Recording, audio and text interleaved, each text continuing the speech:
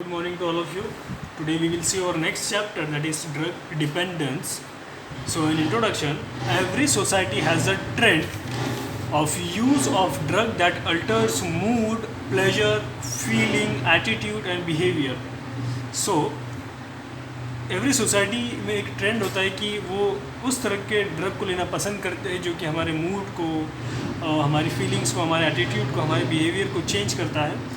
So when they are repeatedly consumed it leads to habit और addiction, so called dependence. यानी कि क्या, तो उस तरह का ड्रग लेने के बाद क्या होता है फिर कि हमको उस ड्रग की आदत हो जाती है, हम उस चीज़ के आदी हो जाते हैं. तो उस तरह के ड्रग को रिपीटेडली कंज्यूम करने के बाद ही वो हमारी हैबिट बन जाती है. तो उसको क्या बोलते हैं हम? Drug dependence. So there are various types, various definition in this chapter, like drug abuse. So what we can say a drug abuse person? So it is defined as a consumption of a drug apart from medical need or in excess quantities or not for medical purpose of any drug to experience its pleasurable effect. यानी कि एक drug को बिना किसी medical, जैसे कि आपको किसी तरह की मेडिकल कंडीशन नहीं है, फिर भी आप उस ड्रग को लेते हो, या फिर आप उसको एक्सेस क्वांटिटी में लेते हो, या फिर उसको आप उसके मेडिकल पर्पस को छोड़कर आप सिर्फ उस ड्रग को इसलिए लेते हो ताकि आपको उसको लेने के बाद अच्छा महसूस करते हो, आपको उसको लेने के बाद अच्छा लगता है. तो इस तरह के ड्रग्स अगर आप लेते हो तो उसको क्या बोलेंगे हम? Drug abuse. अगर आपने देखा होगा कुछ एग्जांपल्स, तो कुछ लोग होते हैं जो कि सिरप्स की बॉटल्स जो होती है, जो कफ सिरप्स होती है, उनको वो पीना पसंद करते हैं बार बार. या और कुछ ड्रग्स और कुछ लोग होते हैं जो कि अलग अलग तरह के ड्रग अब्यूज़ पर्सन होते हैं, जैसे कि टोबैको लोग कंज्यूम करना पसंद करते हैं, अल्कोहल कंज्यूम करना पसंद करते हैं, इस तरह से. So drug addiction means, so it is a state of chronic और periodic intoxification resulting from repeated consumption of a drug. तो ड्रग एडिक्शन क्या है कि अगर आप एक ड्रग बार बार लेते हो तो उसका आपका एडिक्शन हो जाता है. फॉर एग्जांपल कि जैसे कि अगर आपके घर में कोई होगा ऐसे कोई पर्सन जो उसको रोज़ क्या होता है कि उनको रोज़ ना एसिडिटी की गोली, एसिडिटी की मेडिसिन लगती है उनको. जैसे कि हम कुछ लोग होते हैं जो कि क्या होता है कि रोज़ खाने के बाद उनको रात में या फिर एसिडिटी की मेडिसिन लेने की आदत होती है, लाइक जिंटैक या फिर जेलोसिलेनॉल. तो क्या होता है फिर कि वो लेते रहते हैं, तो उसकी वजह से क्या होता है, उनको फिर उस एक जो डोज़ लेते हो, जो एक गोली लेते हैं, उससे उनको फ़र्क नहीं पड़ता. फिर वो क्या करते हैं कि वो एक साथ 2 मेडिसिन लेना स्टार्ट कर देते. तो ये क्यों होता है? क्योंकि उनको वो जो बॉडी है उसको, अब जो बॉडी जो है वो खुद से वो प्रोसेस बंद कर देती है. अब फिर वो क्या, वो जो ड्रग है वो उसकी प्रोसेस को पूरी करता है. So drug tolerance. So it is a condition in which a decrease therapeutic response of a drug और related drug of effect shown by an individual. यानी कि क्या, ड्रग का जितना रिस्पॉन्स है वो रिस्पॉन्स हमको उतना उस पेशेंट में लेने के बाद देखने नहीं मिलता. कब? जब एक पर्टिकुलर पेशेंट या एक पर्टिकुलर पर्सन उस ड्रग को बार बार लेता है, तो क्या होता है, उसकी थेरेपेटिक वैल्यू कम हो जाती है हमारे. फिर उसको हमको उतना थेरेपेटिक वैल्यू या उतना थेरेपेटिक इफेक्ट अचीव करने के लिए हमको उसका डोज बढ़ाना पड़ता है. ये क्यों होता है? क्योंकि आप बार बार उस ड्रग को लेते हो, इसलिए.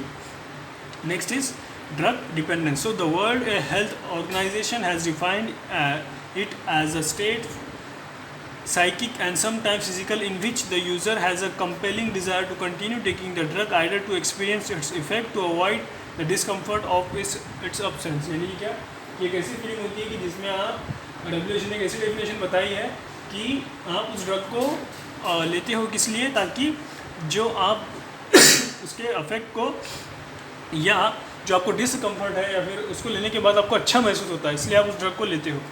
सो there are different the table show the difference between drug action and drug habituation. So drug addiction means what? It is a state of chronic or periodic intoxication due to repeated consumption of drug. यानी कि क्या, कि drug addiction क्या है कि ये एक chronic state है जिसके अंदर आप बार बार ड्रग को कंज्यूम करते हो. लेकिन ड्रग हैबिचुएशन में क्या है? It is a state resulting from repeated use of drug. इसमें क्या है, दोनों में फ़र्क क्या है कि बार बार कंजप्शन की वजह से इंटॉक्सिफिकेशन होता है, लेकिन इसमें क्या होता है कि रिपीटेड यूज़ करने से आपको ड्रग की हैबिट्स हो सकती है. So the compulsion to continue taking the drug और ओवर पावरिंग डिज़ायर. यानी कि क्या, क्यों लेते हो आप? क्योंकि आपको उसका ड्रग जो है उसकी जो डिज़ायर है उसको पूरा करने के लिए या फिर उसका पावर, जो उस मेडिसिन का पावर उसको बढ़ाने के लिए आप उस ड्रग को लेते हो। लेकिन ड्रग हैबिचुएशन में क्या है, a desire but not compulsion to continue taking the drug to improve a sense of well being. यानी कि क्या, कि इसमें क्या है कि डिज़ायर होती है बट कंपल्शन नहीं होता कि कंटिन्यू करने के लिए मेडिसिन। सो इसमें क्या ड्रग एडिक्शन में tendency to increase a dose of drug, यानी कि इसमें क्या होता है ड्रग एडिक्शन में कि आप कैसा मन करता है कि पिछली बार मैंने एक मेडिसिन खाई थी, अब मैं 2 खाता हूँ, तो इस तरह से क्या है ड्रग एडिक्शन। सो लिटिल और no tendency to increase dose is. लेकिन ड्रग हैबिचुएशन में क्या होता है कि आपकी कोई ऐसी टेंडेंसी नहीं होती कि जहाँ पे आपको ड्रग को इंक्रीज करना चाहिए ऐसे लगता है। So a psychic particularly physical dependence shown and in by the individual on the effect of the drug, यानी कि फिजिकल वो हो जाती है नीड। जैसे कि अगर अल्कोहल पर्सन कोई लेता है, उसको हमने अल्कोहल सडन देना बंद कर दिया, तो उसकी बॉडी में हमको फिजिकल चेंजेस, उसका साइकिक बिहेवियर चेंज हमको देखने को मिलता है। उसी तरह से ड्रग हैबिचुएशन के अंदर some drugs of psychic dependence but none of physical dependence shown by individual, यानी कि इसमें किसी तरह का फिजिकल इंडिविजुअल आपको देखने को नहीं मिलता। यहाँ पे एग्जाम्पल कौन कौन सी है, मॉर्फिन, हेरोइन, एल्कोहल एक्सेट्रा, यहाँ पे टी, कॉफ़ी एक्सेट्रा। तो देखो अब कुछ लोग होते हैं जिसको टी या चाय पीने की आदत होती है, कॉफ़ी पीने की आदत बार बार होती है, उसको हम ड्रग की क्या बोलते हैं, हैबिचुएशन। लेकिन ड्रग एडिक्शन किसको बोलेंगे, अगर आप मॉर्फिन, हेरोइन ये सब लेते हो तो क्या है, ड्रग एडिक्शन। उसी तरह से difference between physiological and physical drug dependence. Physiological drug dependence means what, it is a state characterized by emotional और mental desire to continue taking drug, यानी कि ये एक ऐसी स्टेट होती है जिसके अंदर इमोशनल और मेंटल डिजायर होती है कि वो ड्रग हमको कंटिन्यू करना है। लेकिन फिजिकल ड्रग डिपेंडेंस के अंदर क्या होता है, it is a state which show itself by intense physical disturbance in case the drug is not administered, यानी कि अगर आपने वो ड्रग नहीं लिया तो आपको इंटेंस फिजिकल के अंदर डिस्टर्बेंस देखने को मिलेगा, आपको चलने में प्रॉब्लम होंगी, आपको बोलने में प्रॉब्लम होंगी, आपकी मसल स्टिफनेस होंगी, इस तरह से। Next is no compulsion to take the drug. इसमें कंपल्शन नहीं होता, ऐसा मतलब मन नहीं, इच्छा नहीं होती कि ठीक है बार बार ड्रग लेना चाहिए ऐसे, लेकिन there is compulsion to take the drug, यानी कि इसमें नीड होती है कि नहीं मुझे ये ड्रग लेना ही है, तो वो पर्सन कुछ भी करता है फिर वो ड्रग लेने के लिए। So next is withdrawal symptoms are not observe और वेरी माइनर, यानी कि अगर ड्रग का आप बंद कर देते हो लेना तो उसमें आपको विड्रावल के सिम्टम्स देखने को नहीं मिलते या फिर बहुत कम देखने को मिलते हैं। लेकिन अगर आप इस चीज़ में फिजिकल ड्रग्स डिपेंडेंस के अंदर क्या होता है कि विड्रावल और अब्स्टिनेंस सिम्टम्स आर ऑब्जर्व, यानी कि क्या आपको यहाँ पे सिम्टम्स देखने को मिल सकते हैं। उसी तरह से no need of specific drug to treat withdrawal symptom in case of any, यानी कि इसमें ट्रीटमेंट की नीड नहीं होती कि अगर किसी तरह के सिम्टम्स हमको देखने को मिले आफ्टर विड्रावल सिम्टम्स के, लेकिन इसमें हमको स्पेसिफिक एंटागोनिस्ट देने की ज़रूरत होती है फिजिकल ड्रग डिपेंडेंस के अंदर। So next we will see is treatment of drug abuse. So treatment of drug abuse हम कैसे करेंगे, the treatment depend aspect of the treatment except of drug abuse are as follow, यानी कि ये अभी क्या हुआ है कि इसको हमने डिवाइड किया अलग अलग ट्रीटमेंट को। For example detoxification, care of withdrawal symptoms, rehabilitation and government support. तो डिटॉक्सिफिकेशन क्या है, detoxification means firstly the adverse effect resulting from the drug abuse with a specific drug are treated by hospitalizing patient, the use of such drug are stopped immediately। मतलब detoxification के अंदर क्या होता है कि वो ड्रग लेने के बाद जो भी पर्टिकुलर साइड इफेक्ट, जैसे कि अल्कोहल कंजप्शन करने के बाद अगर पता चला कि लीवर फेल हो गए तो आपको इमीडिएटली लीवर फेल्योर का ट्रीटमेंट करना है और उसके साथ साथ फिर आपको अल्कोहल को जो कंजप्शन है वो उस पेशेंट का इमीडिएटली रोकना है, तो ये होगा detoxification. Next is care of withdrawal symptoms, यानी कि a drug has the tendency to produce withdrawal symptoms either physiological और physical which are treated by giving medicine like analgesics, antiemetics, multivitamins depending upon the condition, यानी कि drug withdrawal जब आप उस drug को stop कर देते हो लेना तो हमारी बॉडी में सर्टन काइंड ऑफ चेंजेस होते हैं, हमारा बिहेवियर ऐसे मन करता है कि बार बार उस ड्रग को लो, तो उस ड्रग को विड्रावल सिम्टम्स जो भी क्रिएट होते हैं उसको हमको वहाँ पे ओवरकम करना है, उससे हमको लड़ना है। फिर उसके बाद रिहेबिलिटेशन क्या है, this is a part of a long treatment for those patients who need moral support and physiotherapy, particularly victim of narcotic drug or alcohol। a self help group like narcotic anonymous, alcohol anonymous may help, यानी कि ये कैसा होता है कि देखो मैं आपने नशा मुक्ति केंद्र ये सब आप सुनते रहते हो, तो वहाँ पर क्या होता है आपको मेंटली सपोर्ट करते हैं, आपको उस चीज़ से दूर रखते हैं, आपको जो मेंटल स्टेट ऑफ या फिर आपको जो मेंटल स्टेट है वो चेंज करते हैं, वहाँ पर आपको बार बार पॉजिटिविटी की तरफ दिखाते हैं, आपको योगा करवाते हैं वहाँ पर, आपको स्पोर्ट्स वगैरह खिलवाते हैं वहाँ पे, लेकिन आपको उस चीज़ से दूर रखने की कोशिश करते हैं, आपको कुछ एक्टिविटीज़ के अंदर वो इन्वॉल्व बिजी रखते हैं ताकि आप इस तरह की एक्टिविटीज़ से दूर रहें। Next is government support. So it is not a part of the direct treatment, but by controlling the traffic of drugs, narcotics under the Narcotics, Drug and Psychotropic Substance Act 1985 can stop the population from getting addicted। यानी कि क्या कि government किस तरह से support करेगी इसके अंदर, कि गवर्नमेंट क्या करेगी, जो नार्कोटिक्स ड्रग है उसके ऊपर वो बैन करके उसके कंजप्शन को रोक कर उसको कंट्रोल करके कि आप सिर्फ और सिर्फ उसको मेडिकल नीड के लिए ही यूज़ कर सकते हो। इस तरह की कुछ लॉज और जो भी गाइडलाइंस है वो प्रोवाइड करके गवर्नमेंट इस तरह से उसको स्टॉप कर सकती है ताकि वो ड्रग इजीली किसी के भी लिए अवेलेबल ना हो और सो कोई भी पेशेंट इजीली अपनी बॉडी में एडमिनिस्टर कर ना सके। सो उसके बाद में कॉमनली अब्यूज ड्रग, अब हम ऐसे ड्रग देखेंगे कि जो हम कॉमनली बहुत ज़्यादा अब्यूज़ होने को देखने को मिलते हैं। सो नार्कोटिक्स के अंदर मॉर्फिन, हेरोइन, पेथेडिन, ये ड्रग जो है वो नार्कोटिक्स की कैटेगरी में आते हैं, जो कि मोस्ट ऑफ लोग इसके एडिक्टेड है। और सीएनएस डिप्रेशन, ऐसे ड्रग जो कि सीएनएस को डिप्रेस करते हैं, उसमें है अल्कोहल, बार्बिचुरेट एंड सिडेटिव्स। तो ये 3 तरह के ड्रग सीएनएस डिप्रेशन के अंदर मोस्ट कॉमन हम देखने को मिलेंगे, जो कि अब्यूज ड्रग की एग्जाम्पल है। Next is CNS stimulant like tobacco, caffeine, cocaine. तो कैफीन कोकेन कहाँ पे होता है, टी और कॉफ़ी में, इसलिए हम टी और कॉफ़ी के एडिक्टेड होते हैं। टोबैको, जैसे कि आप देखेंगे कि बहुत सारे लोगों को टोबैको चेविंग करने की आदत होती है। Next is hallucination. So hallucination किस वजह से आता है, एलएसडी या कैनबीज या गांजा वगैरह जो होता है उसकी वजह से। इनहेलेंट्स, अब inhalants means what, hydrocarbon, acetol, petrol, benzene. आपने देखा पेट्रोल की स्मेल अच्छी लगती है आपको उसको बार बार सूंघने का मन करता है, तो वो क्या है, इनहेलेंट की एक तरह का एडिक्ट। लोग क्या करते हैं, उसको एडिक्शन क्रिएट कर लेते हैं, उसको एडिक्ट होकर फिर वो ऐसे केसेस भी होते हैं जो कि अल्कोहल को सूंघना पसंद करते हैं। Next is OP. सो हम एक एक ड्रग को अभी डिटेल में देखेंगे कि भाई ओपिएट्स क्या होते हैं। In this class of drug are very commonly use by the addicted person. Heroin and brown sugar are choice of drugs.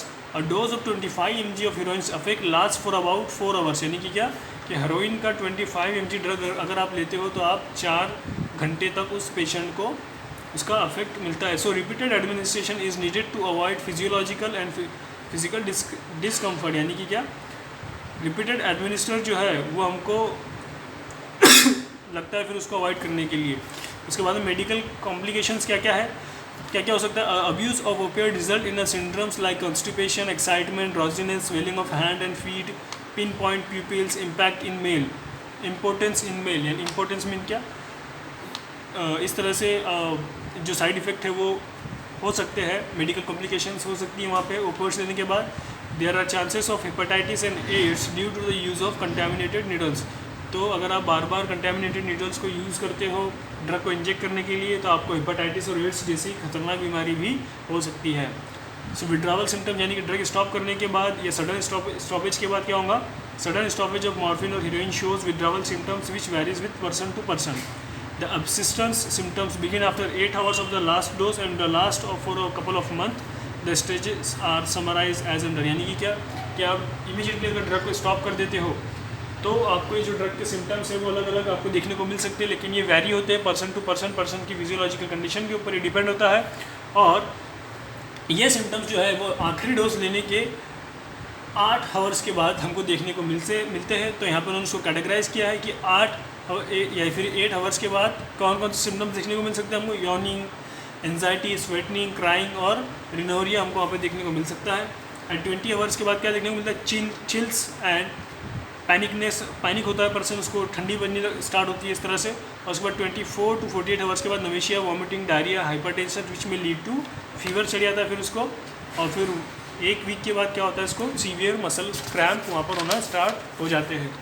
और वीक 2 months मतलब फिर अगर उसको फिर और ज़्यादा ट्रीटमेंट लंबा किए तो वीक 2 months फिर क्या होता है, स्लीप डिस्टर्बेंस हो जाती है, इंसोम्निया हो जाता है वहाँ पे, उसको फिर एंजाइटी होती है। उसके बाद treatment, A purpose of treatment is not only to secure the patient but to obtain complete abstinence of drug।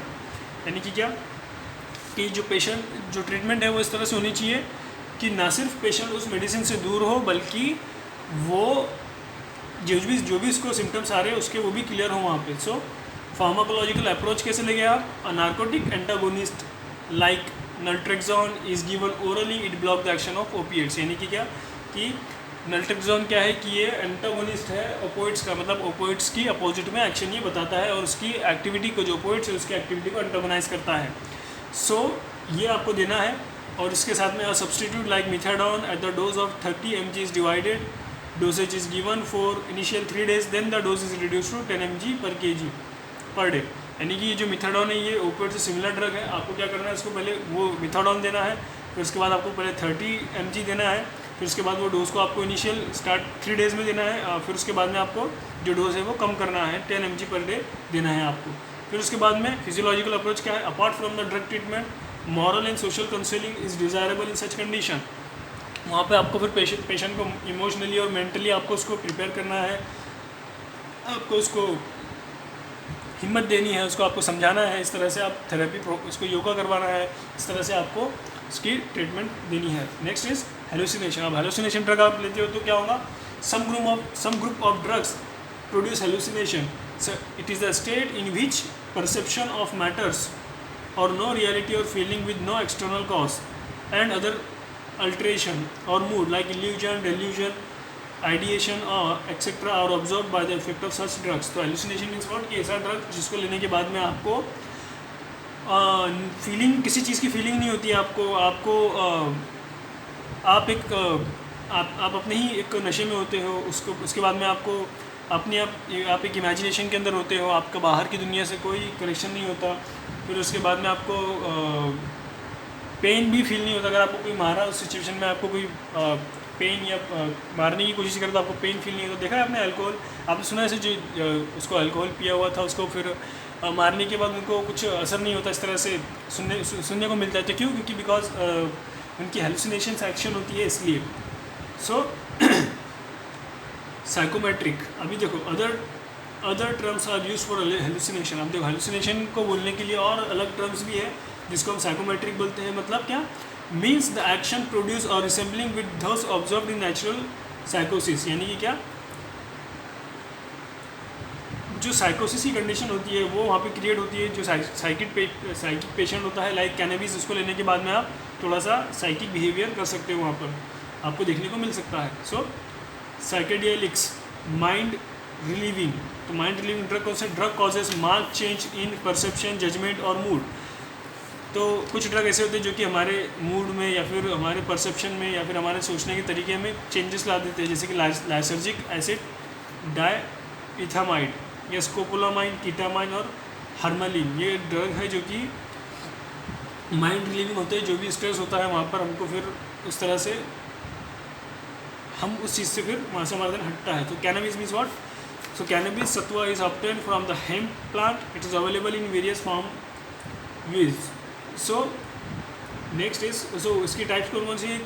अलग अलग फॉर्म के अंदर जो कैनबिस है वो अवेलेबल होता है, लाइक हशीश जिसको हम चरस बोलते हैं सिंपल लैंग्वेज में, फिर नेक्स्ट है गांजा, उसके बाद है भांग, फिर उसके बाद है मैरिजुआना। तो हशीश क्या है?